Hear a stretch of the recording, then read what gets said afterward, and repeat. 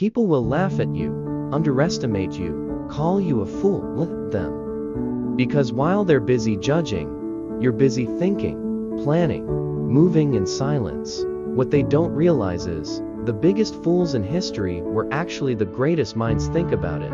Einstein, people thought he was slow as a child. Steve Jobs, dropped out of college.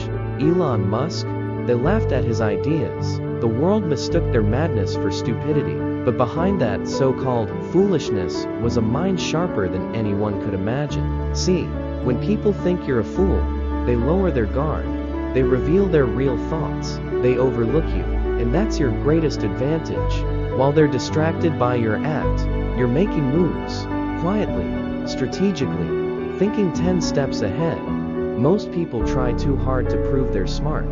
But the moment you show your intelligence, people start seeing you as competition. They try to stop you, hank you, block your moves.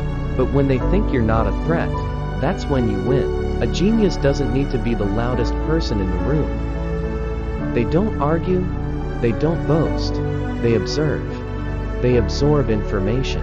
And when the time is right, they strike. Hard, efficient, unstoppable. Want to win in life? Stop explaining yourself. Stop proving your worth to people who don't see it. Let them doubt you. Let them mock you. Play the fool if you have to. But in your mind, always be the genius planning the next big move. Remember this. The world rewards results, not words. So let them laugh. Let them talk.